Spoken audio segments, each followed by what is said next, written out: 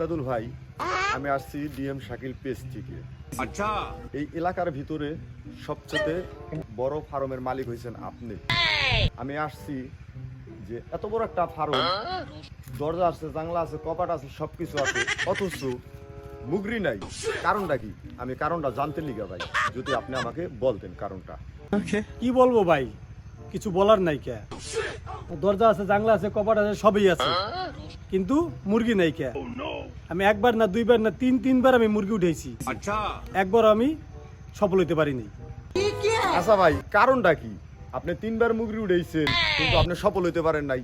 আর poultry মুরগি তো মনে করেন খুব চাহিদা, মাছের দিকে হয়েছে মনে করেন যে মুরগির দাম কম। আর পোল্ট্রি মুরগি তো মনে করেন যে দেশে খুব চাহিদা, মনে করেন বিভিন্ন দেশে তো মনে করেন এটা মনে করেন যে চলে বেশি। তাহলে আপনি সফল হইতে পারেন নাই, কারণটা কি ভাই? আপনি তো লস হওয়ার কোনো অপশন আমি দেখতাছি না। কি বলেন আসলে, আমি বুঝতে পারতেছি না। ওই যে ভাই কথায় আছে না, আমার জাতের এটাই আছে না, যে আমরা বাংলাদেশে বাস করি। রাত্রে যেটা যখন যেটা দরকার তখন তো এটা পাই না, সকালে যেটা দরকার সেটা পাই রাইতে যেটা দরকার সেটা পাই সকালে। ঠিক আছে, তাহলে কেমন আমরা ব্যবসা বাণিজ্য করুন? করা যাবে এইভাবে? কি ব্যবসা বাণিজ্য করা যাবো? যে সময় যেটা দরকার তখন তো এটা পাই না, যে সময় যেটা দরকার না ওই টাইম ওইটা পাই। এই কারণে ব্যবসা বাণিজ্য করতে পারতেছি।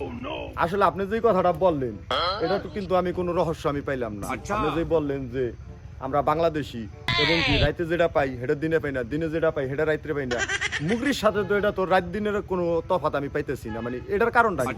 এটা যদি আমার খুলে একটু বলতেন। ভাই কারণটা তো অবশ্যই আছে, ওটা তো আপনি বুঝতে পারেন নাই।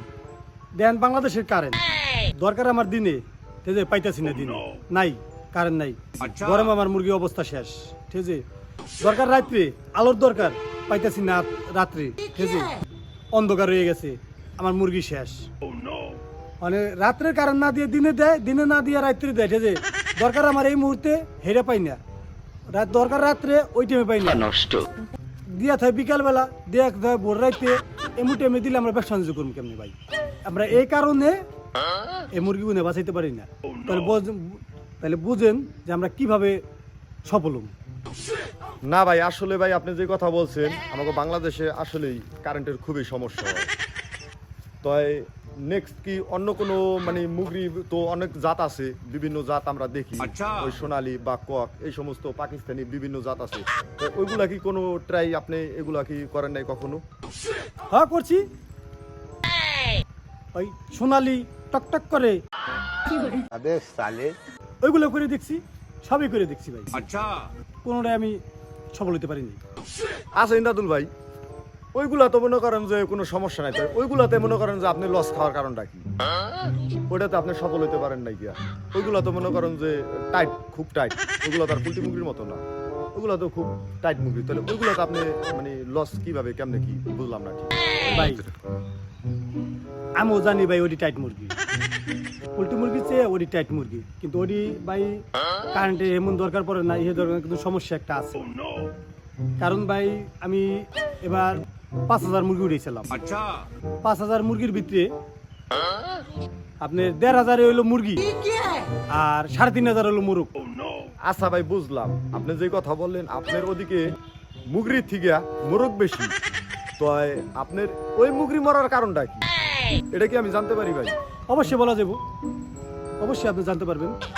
আপনার ওখানে যেই মুরগি আর যে মুরগ, ওই মোরগগুলোতে মুরগির আদার খেতে দেয় না। আর আরেক কথা কি বলবো ভাই, কোন মুরগির যাইতে মেরে লাই ভাই।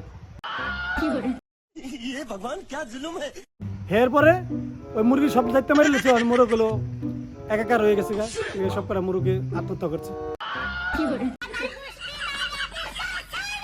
আসলে দর্শক আমি আর কি বলবো, আমি আসছিলাম কি জানার জন্য আর জেনে গেলাম কি।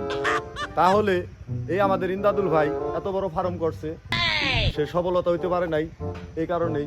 একবার হইতে পারে নাই কারেন্টের জন্য, আরেকবার হইতে পারে নাই তার ফার্মে মোরগ ছিল বেশি, এই কারণে সে সফলতা হইতে পারে নাই।